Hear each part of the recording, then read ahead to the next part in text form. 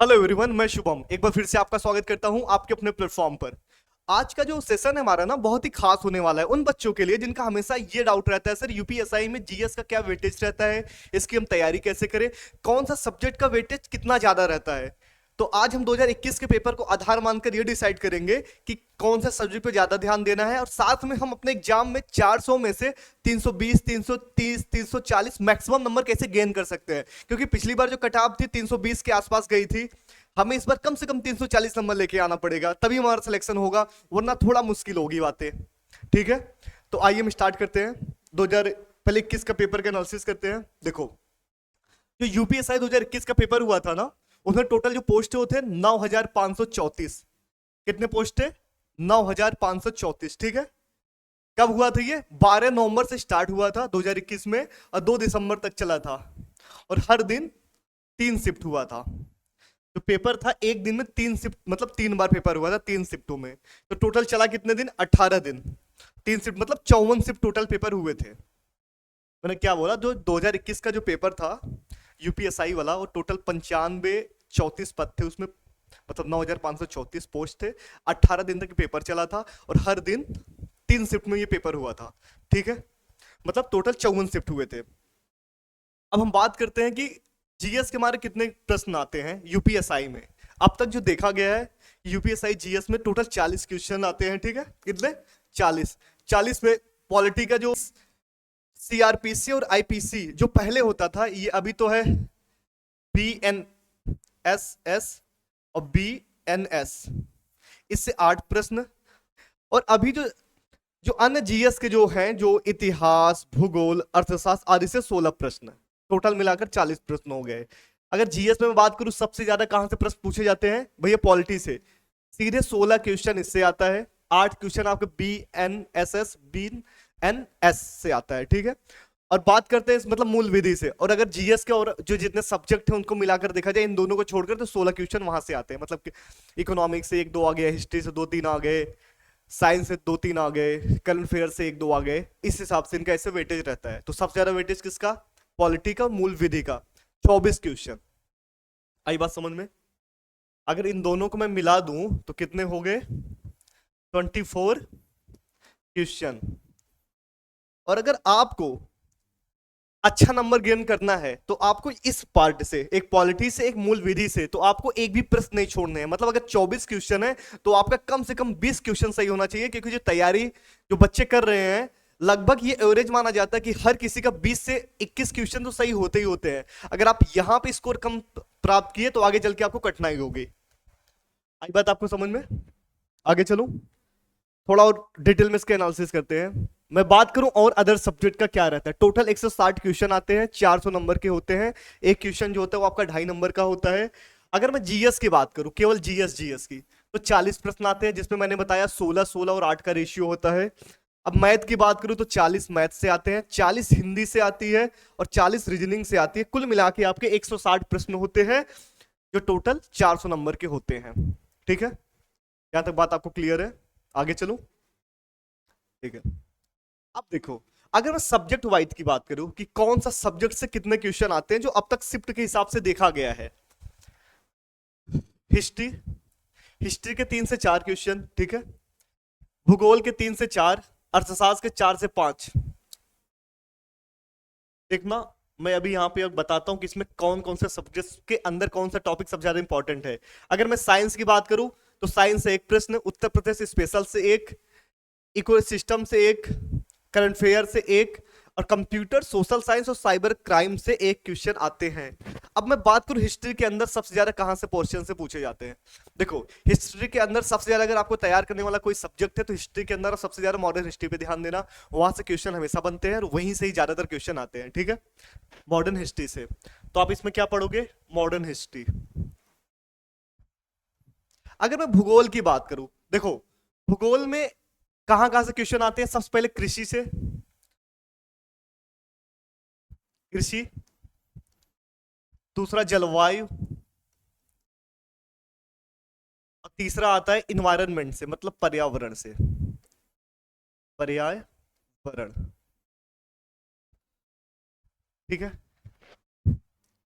ध्यान से समझो मैंने क्या बोला। अगर इतिहास की बात होगी तो इतिहास में सबसे ज्यादा क्वेश्चन मॉडर्न हिस्ट्री से पूछा जाता है। और अगर भूगोल की बात होगी, भूगोल में कृषि विज्ञान से क्वेश्चन आते हैं, जलवायु विज्ञान से आते हैं, और पर्यावरण से क्वेश्चन सबसे ज्यादा पूछे जाते हैं। तो अगर आपको भूगोल में सब ज्यादा ध्यान की नीड देने की नीड है तो आप किस पर ध्यान देखो, एक कृषि पर, और एक जलवायु पर, एक पर्यावरण पर। ये मोटे मोटे टॉपिक्स है, मतलब इनको तो आपको पढ़ के जाना है। इसके साथ में अगर आप और अदर अच्छे से पढ़ रहे हो तो बहुत अच्छी बात है। आप इस एग्जाम को हल्के में मत लेना, ये एग्जाम बहुत ज्यादा टफ होने वाला है, ठीक है, क्योंकि इसका वेट बच्चे कई सालों से कर रहे थे। 2021 के बाद 2025 में ये वैकेंसी आई है। सोच लो 4 साल से बच्चे भूखे बैठे हैं केवल इस एग्जाम के लिए, ठीक है। अगर मैं साइंस की बात करूं तो साइंस में सबसे ज्यादा जो वेटेज होता है, देखो फिजिक्स और केमिस्ट्री का तो आपको नॉर्मल आने ही चाहिए। फिजिक्स का मतलब जैसे न्यूटन का नियम क्या है, न्यूटन के कितने नियम है, गति के कितने नियम है, केमिस्ट्री में कि ऑक्सीडेशन नंबर, वैलेंसी, ये सारी चीजें तो आपको पता, प्रतीक सबके पता होने ही चाहिए। लेकिन इसमें सबसे ज्यादा जो मेन वेटेज होता है वो बायोलॉजी का होता है। बायोलॉजी में सबसे ज्यादा क्वेश्चन कहां से पूछे जाते हैं, सेल मतलब कोशिकाएं से ले लो, इसके बाद कहां से, पाचन तंत्र से, और तीसरा रोग से, डिजीज। ये 3 ऐसे इसमें टॉपिक है जहां से क्वेश्चन हर साल पूछे जाते हैं। मैंने क्या बोला, कहां कहां से, सबसे पहला क्या होगा, रोग से, डिजीज, दूसरा पाचन तंत्र से, पाचन तंत्र से, तीसरा विटामिन से, चौथा सेल। देख लो, ये बायोलॉजी के हैं। बायोलॉजी में कौन कौन से सबसे इंपॉर्टेंट पॉइंट है, रोग, पाचन तंत्र, विटामिन, और इसके बाद कौन सा, सेल। ये 4 ऐसे टॉपिक है जहां बायोलॉजी से क्वेश्चन आने फिक्स है, आने ही आने हैं, ठीक है। इसके बाद बात करूं मैं उत्तर प्रदेश स्पेशल से, तो भैया नेग्लेक्ट रहता है, इतने भी नहीं आते हैं, पर हाँ एक आध प्रश्न आता है। आपको उत्तर प्रदेश का इंट्रोडक्शन तो पता होना चाहिए। साथ में मेरी क्लासेस पैरेलल में चल रही हैं यूपी स्पेशल की, जो आपको यूपीएसआई, आरओ हर किसी के लिए उसमें कवर है, चीजें बहुत डिटेल से मैं करा रहा हूं। चाहे तो आप मेरी वहां से क्लासेस देखकर ही अपना वहां से क्लियर कर सकते हो।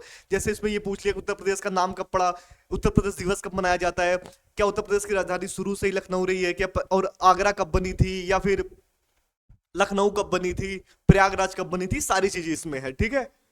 इसके बाद इकोसिस्टम से भी एक क्वेश्चन आता है, ठीक है।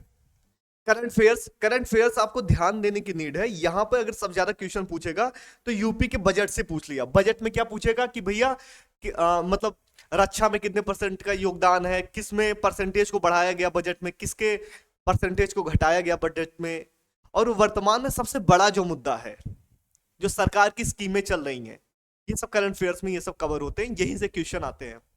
आई बात आपको समझ में।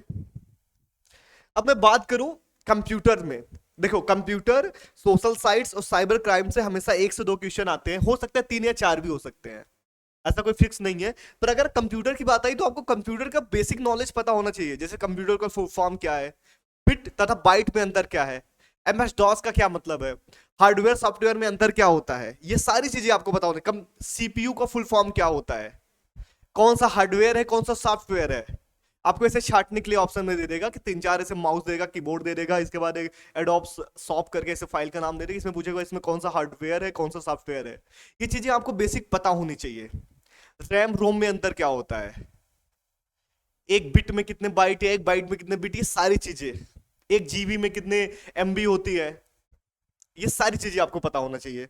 साइबर क्राइम मतलब सरकार का जो क्राइम को लेकर जो पहल है, जो स्कीम है, ये सारी चीजें आपको पता होनी चाहिए, ठीक है। यहां तक आपको बात क्लियर है, फिर से देख लो। अगर मैं हिस्ट्री की बात करूं, मॉडर्न हिस्ट्री में ज्यादा ध्यान देना है। भूगोल की बात करूं तो कृषि विज्ञान, जलवायु विज्ञान, पर्यावरण पे आपको ध्यान देना है, जैसे मौसम वगैरह, ये सब सारी चीजें आपको पता होनी चाहिए। अगर मैं साइंस की बात करूं, यहाँ पे फिजिक्स केमिस्ट्री का बेसिक तो लॉ आपको पता होना चाहिए, साथ में बायोलॉजी में रोग, पाचन तंत्र, ये सारी विटामिन और सेल, ये सब सारी जानकारी आपको पता होनी चाहिए, ठीक है। मैं हट जाता हूं, एक बार देख लो अच्छे से। आगे चलूं, आ जाओ। अब मैं बात करता हूं, ये पता है क्या है, ये है कि 2021 में यूपीएसआई का जो पेपर हुआ था, टोटल 54 शिफ्टों में, उन टोटल शिफ्टों में मिला करके ये बताया गया है कि किसमें सबसे ज्यादा क्या प्रश्न पूछे गए थे, किस सब्जेक्ट से 54 शिफ्टों में मिलाकर कितने प्रश्न बने हैं। अगर मैं बात करूं इतिहास की, इतिहास में कितने प्रश्न आए हैं, 175 से 185 प्रश्न। देखना आपका कितना इंपॉर्टेंट है टॉपिक है इतिहास। इसके बाद अगर भूगोल की बात करूं मैं, 190 से लेकर 200 प्रश्न के बीच में आए हैं 54 शिफ्टों में। ये भी इंपॉर्टेंट है। इकोनॉमिक तो आपको छोड़ना ही नहीं, इकोनॉमी आपको बेसिक तो सारी चीजें पता होनी ही चाहिए, क्योंकि इकोनॉमिक्स से भी क्वेश्चन ठीक ठाक बनते हैं, तो आपको ये स्किप नहीं करना है।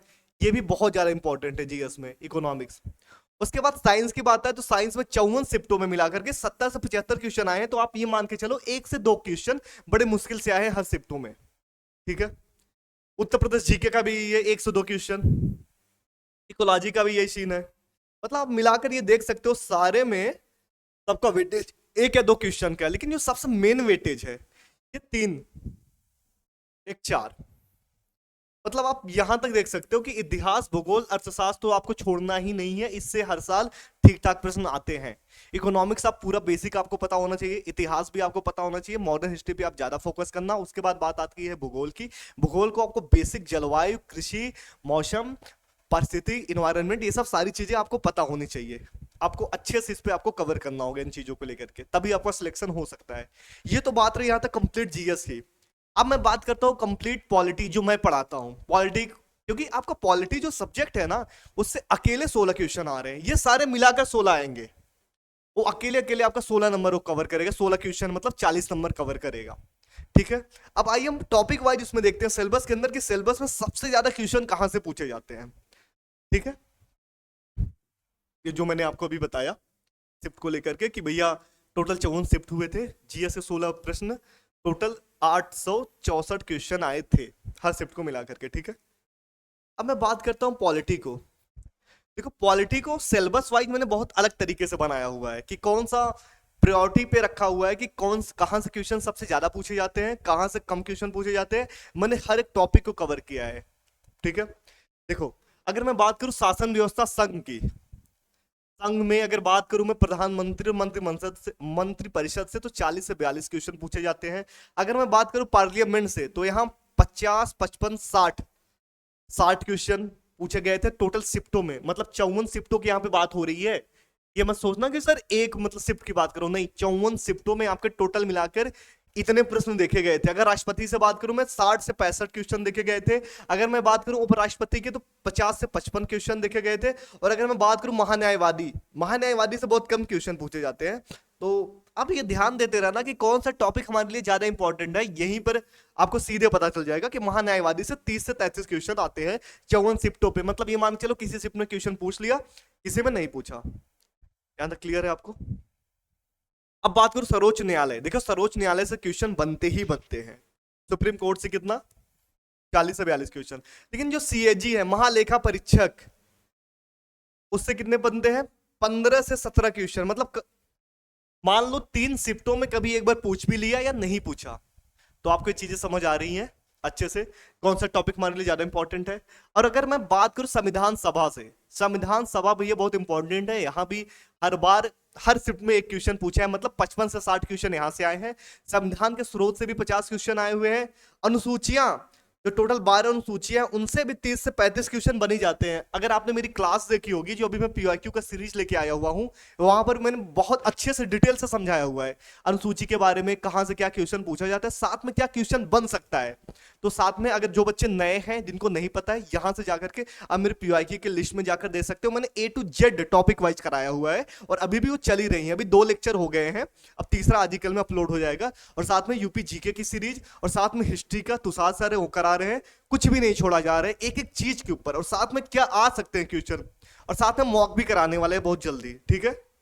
अब हम बात करते हैं संवैधानिक विकास की, जिसमें 40 से 42 क्वेश्चन आते हैं। अब संवैधानिक विकास का मतलब 1773 के रेगुलेटिंग एक्ट से लेकर के 1781 का संशोधन एक्ट, 1784 का पिट्स इंडिया एक्ट से लेकर के चार्टर एक्ट, सारी चीजें इसमें मिला करके 40 से 42 क्वेश्चन इससे भी पूछे गए हैं टोटल शिफ्टों में। हमने पेपर 2021 को आधार माना हुआ है। हालांकि 2021 का जो पेपर था और की तुलना में सरल था, लेकिन जीएस उसका भैया सरल नहीं था, वो भी इजी टू हार्ड था ही। ठीक है। और सबसे हार्ड 2017 का पेपर था। ठीक है। तो आपको तैयार रहना है, पेपर का मोड कुछ भी हो, आपको कोई क्वेश्चन छोड़ के नहीं आना है। अच्छे से पढ़ के जाओ, अच्छे से कवर करके आओ। ठीक है। अब बात करते हैं संवैधानिक उपखंड की। इसमें प्रश्नों की अगर विषय की बात करूं, यूनियन स्टेट की बात करूं, 40 क्वेश्चन आते हैं, मतलब भाग 1 से। भाग 2 से नागरिकता की बात करूं तो 50 से 52 क्वेश्चन नागरिकता से क्वेश्चन पूछे जाते हैं। मौलिक अधिकार से सबसे ज्यादा क्वेश्चन नीति दे सकता है, भाग 3 भाग 4 से सबसे ज्यादा क्वेश्चन पूछे गए हैं। अब ये सीधे देख सकते हो कि 70 से 75 क्वेश्चन और 70 से 77 क्वेश्चन के आसपास में ये आपका भाग 3 और भाग 4 से पूछे गए हैं। भाग 4 ए मौलिक कर्तव्य से भी 50 से 52 क्वेश्चन पूछे गए हैं। ठीक है, आपको अब शायद टॉपिक से समझ आ रहा होगा कौन सा टॉपिक हमारे लिए बहुत ज्यादा इंपॉर्टेंट है, कौन सा टॉपिक नहीं छोड़ना है। ठीक है, इसके बारे में बात करूं राज्य शासन की। राज्य शासन में अगर सबसे ज्यादा क्वेश्चन पूछा गया तो भैया वो गवर्नर से पूछा गया है, 50 से 52 क्वेश्चन यहां से आए हैं। इसके बाद राज्य विधानसभा से जो 45 क्वेश्चन आए हुए हैं टोटल शिफ्टों में, और राज्य विधान परिषद की बात करूं तो 30 से 35 क्वेश्चन आए हुए हैं। सीधे आप चीजें देख लो, स्क्रीनशॉट लेना चाहो तो स्क्रीनशॉट ले लो। शायद आपको यहां से क्लियर हो रहा होगा कि कौन सा टॉपिक हमारे लिए कितना ज्यादा इंपॉर्टेंट है और किस हिसाब से हमें तैयारी करने की नीड है, कि एक एक सब्जेक्ट के अंदर का जो चैप्टर के अंदर जो टॉपिक होता है कितने गहन से पढ़ने की नीड है। तो ये मत हवा में मत लेना कि बहुत आसान है, इजी पेपर है, अभी निकल जाएगा, ऐसा कुछ भी नहीं है। आपसे डायरेक्ट नहीं पूछेगा रेगुलेटिंग एक्ट कब आया था, आपसे क्वेश्चन ऐसे पूछ लेगा कौन से ऐसे एक्ट में पहली बार केंद्रीकरण की शुरुआत हुई। तो आपको सर ये तो हमने पढ़ा ही नहीं। केंद्रीकरण की पहली बार अगर 1773 का रेगुलेटिंग एक्ट देखूं, वहां से ही पहली बार केंद्रीकरण का स्थापना स्टार्ट होती है। केंद्रीकरण का मतलब क्या होता है? केंद्रीकरण सबसे मैक्स कहां पे गया? 1833 का, जब पूरे भारत के जनरल गवर्नर बना दिया गया। आई बात समझ में? ऐसे आपको पढ़ने की नीड है। अब बात करते हैं अगले टॉपिक की। अब देखो, अगर मैं बात करूं पंचायती राज व्यवस्था की, जो 73 एंड 74 जो अमेंडमेंट देखने को मिलता है, वहां से क्वेश्चन ठीक ठाक पूछे गए हैं, लेकिन सबसे ज्यादा क्वेश्चन ग्राम पंचायत से पूछा गया है। 73 अमेंडमेंट 25 से 26 क्वेश्चन, नगर पंचायत से उससे कम 20 से 22 क्वेश्चन, सहकारी समितियों से भी क्वेश्चन पूछे गए हैं 18 से 20, एसटी एससी एरिया से भी क्वेश्चन पूछे गए हैं 20 से 25। केंद्र राज्य संबंध, ये इंपॉर्टेंट है भैया, यहां से क्वेश्चन पूछे जाते हैं, जो आर्टिकल 245 से 255 के बीच में है, जिसमें हम विधायी संबंध देखेंगे, आपका वित्तीय संबंध देखेंगे, ठीक है, कार्यकारी संबंध देखेंगे। ये रहा 30 से 32 क्वेश्चन। उसके बाद वित्त एवं संपत्ति के उपबंध में आते हैं, जिसमें 28 से 30 क्वेश्चन पूछे जाते हैं। व्यापार एवं वाणिज्य संबंधी, इससे कम क्वेश्चन। और राज्य सरकार मतलब केंद्र के बीच जो अधीन सेवाएं हैं, मतलब यूपीएससी हो गया और स्टेट पीसीएस हो गया, एसपीएससी, ठीक है, उसके अंतर्गत में 10 से 12 क्वेश्चन पूछे जाते हैं। अब बात करते हैं हम राजभाषा से। अगर चुनाव आयोग की मैं बात करूं, चुनाव आयोग से भी क्वेश्चन ठीक ठाक पूछे गए हैं, 45 से 47 क्वेश्चन। राजभाषा से क्वेश्चन हमेशा ज्यादा पूछे जाते हैं, 52 से 55 क्वेश्चन राजभाषा से पूछे गए हैं। वित्त आयोग से भी आपके 50 से 55 क्वेश्चन आए हुए हैं, ठीक है, वित्त आयोग से। बात करूं कि यूपीएससी से, यूपीएससी से भैया 40 से 42 क्वेश्चन आए हुए हैं। लोकपाल से भी 18 से 20 क्वेश्चन आ रखे हैं आपके। और अल्पसंख्यक आयोग से अगर बात करूं तो 35 से 36 क्वेश्चन, एसटी एससी कमीशन से 40 से 42 क्वेश्चन, ओबीसी कमीशन से 45 से 50 क्वेश्चन, और मानवाधिकार आयोग से 30 से 32 क्वेश्चन आ रखे हैं। यहां तक आपको बात क्लियर है? आपको टॉपिक वाइज सीधे समझ में आ रहा होगा कि कौन सा टॉपिक हमारे लिए ज्यादा इंपॉर्टेंट है। परेशान नहीं हो, नोट करने की नीड नहीं है, मैं आपको इसका पीडीएफ अपने टेलीग्राम चैनल पे दे दूंगा। आप मेरे टेलीग्राम चैनल लिंक में ही है, इसी में मैं मेंशन कर दूंगा, आप वहां पे जाके मेरे को मैसेज करना, आपको तुरंत वहां से इसका पीडीएफ मिल जाएगा, ठीक है। तो चीजें आपको समझ आई कि कहां से क्या गहन अध्ययन करने की नीड है, कैसे आपको तैयारी करने की नीड है, जीएस को कैसे पढ़ना है। जीएस के लिए परेशान नहीं होना है, जैसे मैंने बताया कौन सा टॉपिक ज्यादा इंपॉर्टेंट है, क्या क्या इसमें आ सकता है, वो चीजें पे ज्यादा फोकस करना। साथ में मैं ये नहीं कहता और सारे टॉपिक को छोड़ दो, उसको भी अच्छे से पढ़ाई करो, पर ये टॉपिक तो आपको रटे होने चाहिए। जैसे अगर मैं बात करूं मूल विधि का, मूल विधि में आपको एक्ट पता होना चाहिए, एक्ट का परिभाषा पता होना चाहिए, और किसी भी एक्ट या धारा के अंदर उसके जाने के बाद उसके जुर्माना क्या है, ये चीजें तो परिभाषा आपको पता होनी ही चाहिए। किसी धारा के अंदर कितने एक्ट है, ये चीजें आपको याद होनी ही चाहिए, ये बहुत इंपॉर्टेंट है, ठीक है। तो आपकी जीएस की जो स्ट्रेटेजी रहेगी वो ऐसे ही रहेगी, तभी आप 320 से प्लस स्कोर कर सकते हो, अदरवाइज आप 300 के पहले ही लटक जाओगे। तो अच्छे से पढ़ाई करो, बेस्ट ऑफ लक, बाकी मिलते हैं जल्दी अगले क्लास में। Thank you.